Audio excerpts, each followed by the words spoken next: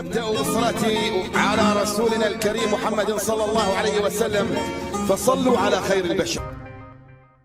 أسود الأطلس أصل تسمية منتخب كرة القدم المغربي، لكن بينما لمع نجم أسود الكرة في قطر، فإن أسود جبال الأطلس تندثر. نحو 40 فقط من هذه السلالة تعيش في حديقة الحيوانات في الرباط بعدما فقدت موطنها ومصادر قوتها بسبب الأنشطة البشرية. الاختفاء ديالو من الطبيعة، فهو جاء على اثر لا ديغراداسيون ديال لابيتا ناتوريل ديالو في الطبيعه. يعني كانوا لي موفلون، كانوا لي سير، كانوا دوطخ ماميفير اللي كان كياكل عليهم، اللي كان كيقتات عليهم اسد الاطلس. من جهه اخرى كاين عاوتاني ليكستنسيون ديال لاكتيفيتي هيومان، ليكستنسيون ديال الفلاحه، ليكستنسيون ديال ليلفاج. فهادو كلهم عوامل اللي اداو لانقراض ديال اسد الاطلس في الطبيعه. يعرف أسد الأطلس بلبدته الكثيفة والطويلة التي تصل إلى بطنه وتعطيه طلة مهيبة، وهو أيضا رمز من رموز الملكية المغربية. القبائل اللي كتكون في الأطلس المتوسط ولا الأطلس الكبير كانت كتقوم بإعادة البيعة بإهداء الملك ولا السلطان أسد ولا مجموعة من الأسود ديال الأطلس.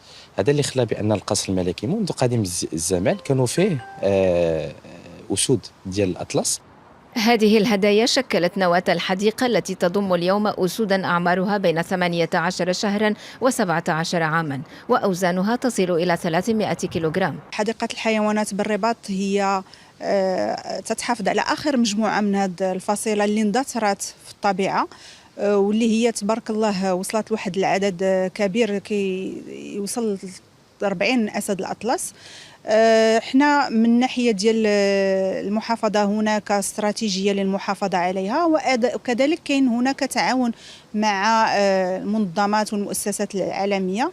أسد الأطلس البري كان يعيش في مجموعات صغيرة ويتميز بقوته وخفته بفضل التسلق والصيد في المرتفعات، وهذه هي الحياة التي يأمل القائمون على الحديقة في إعادة ملك الحيوانات إليها.